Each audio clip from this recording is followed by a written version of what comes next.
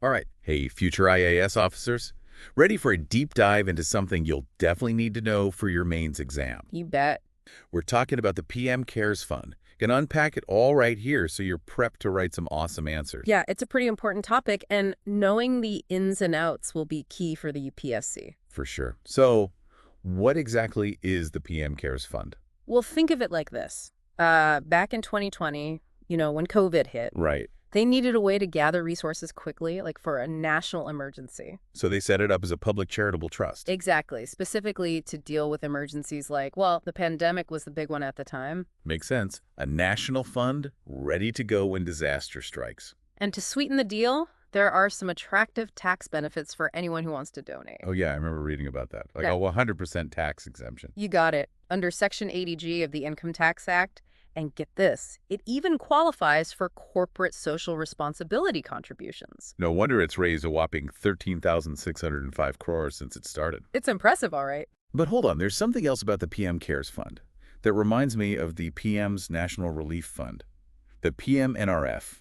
Okay, I'm listening. They're both exempt from the FCRA. The Foreign Contribution Regulation Act, right? Yep, that's the one. It's there to make sure foreign contributions don't, mess with national interests. Important stuff.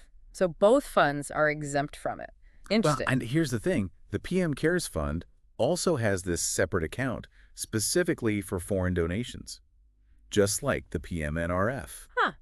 So if they function in similar ways, especially when it comes to receiving money from abroad? It kind of makes you wonder, why even have a separate fund? That's a good question. It's something UPSC aspirants should really think about. It's a bit unclear, right? Totally. Okay, so we've got a handle on what it is and why it exists. Now, who's actually running this thing? Well, at the top, you've got the Board of Trustees, Okay, makes sense? with the Prime Minister as the chairperson. Right at the top. And then some other key ministers or trustees, too, like the Defense Minister, the Home Minister, the Finance Minister. Big names. I can already see this leading to questions about whether it's really autonomous or if there's potential for, political influence. Oh, absolutely. That's something you'll want to explore for your exam, for sure. Definitely. And it gets even more interesting. The PM can actually appoint 3 more trustees on top of that. 3 more. Yep. And there aren't any specific rules about who they can pick. Wow. I see why that's raising eyebrows. Yeah. Talk about a lack of transparency, huh? Exactly. People are saying it opens the door for bias in decision-making. They've got a point. And Yeah. then you've got the PMO. The Prime Minister's office. Yep. They provide administrative support to the fund. So another layer of, let's say, complexity to the whole power dynamic. It's like a puzzle. And Oh. for those aiming for the IAS, understanding these little details is so important for analyzing how effective and accountable government initiatives are. Couldn't agree more. All right, so we know what it is, who's in charge. Time to follow the money, right? Absolutely. Let's see how much is coming in and where it's all going. All right, hit me with the numbers. Well, we know the PM Cares Fund has received a hefty euro 13,067 crore in donations from individuals and organizations, just people chipping in. Wow, that's a lot of people. And here's something interesting for all you future civil servants out there. Even after the initial, urgency of the pandemic died down. The contributions kept coming in. Exactly. In 2022-23 alone, they received another 912 crore. Even with the pandemic, fading into the background, that's pretty significant. It is. And while a small part of that came from foreign contributions. It shows that the fund is maybe taking on a different role now than it did initially. For sure. And that public perception is shifting too. All important things to analyze for the UPSC, right? Oh, yeah. This stuff comes up all the time. So where's the money going? What are they using it for? Good question. In 2022-23, they disbursed about 439 crore. A big chunk, like 346 crore, went to this scheme, PM Cares for Children. This is like a good cause. And then they spent 91.87 crore on oxygen concentrators, almost 100,000 of them. So it is having a direct impact during emergencies. Definitely. Something to highlight in your answers. But there's another side to this whole PM Cares Fund story. Oh. One that's a bit more, controversial. Uh-oh. Sounds like things are about to get interesting.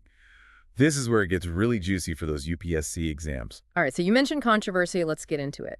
One of the biggest criticisms of the PM Cares Fund is, the lack of transparency. Yeah, transparency. That's huge GE in good governance.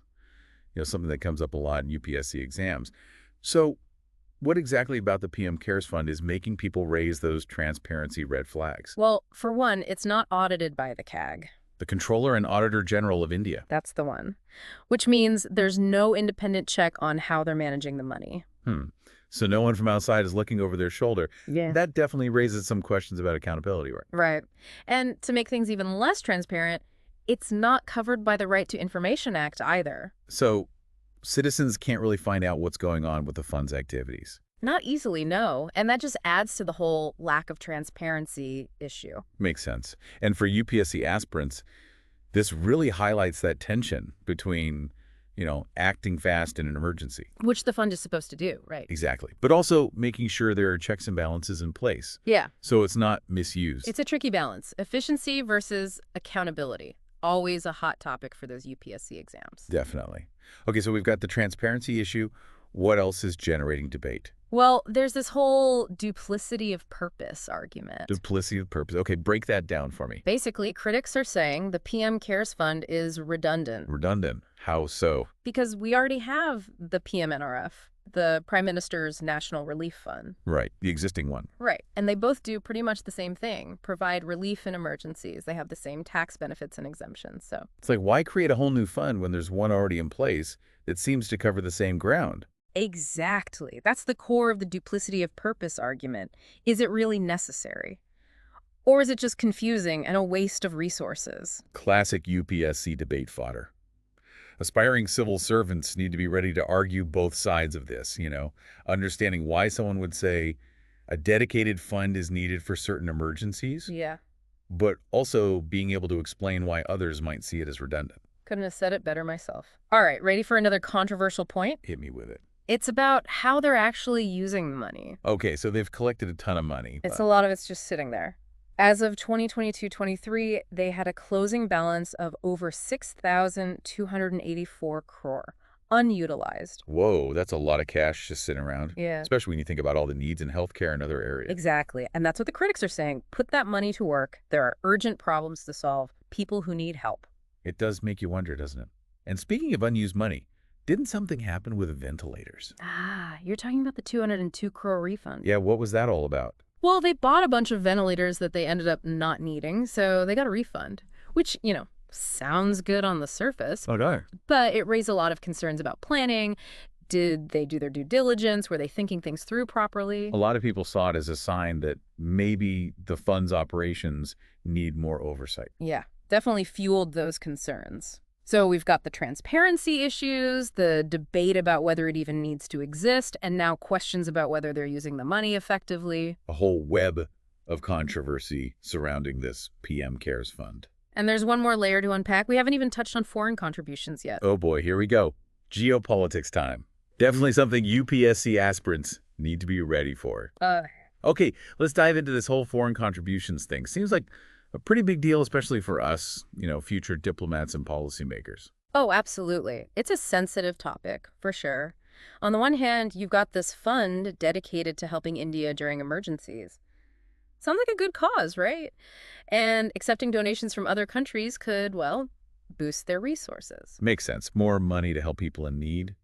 But I guess it's not that simple. Nope, not really. There are some who are worried about what these foreign contributions could mean for India's decision-making.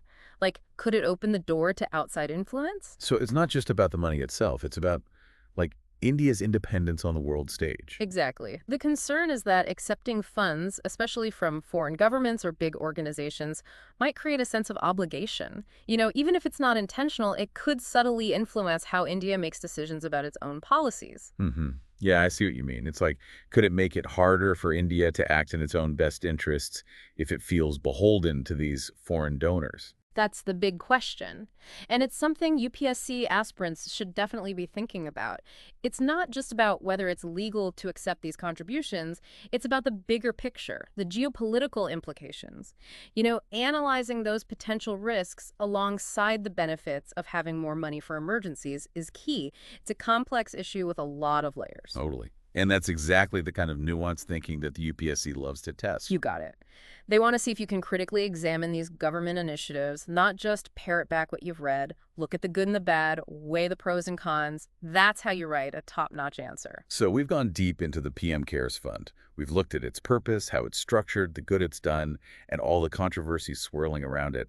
It's a complicated topic, And there are no easy answers, which, let's be honest, is what makes it such a great topic for those UPSC mains questions. For sure, knowing the details is important, but being able to really think critically about the PM CARES Fund, that's what will set you apart. Being able to explain both sides of the argument, analyze the impact it's had, those are the skills you need to ace those exams. All right, future IAS officers, that's our deep dive on the PM CARES Fund.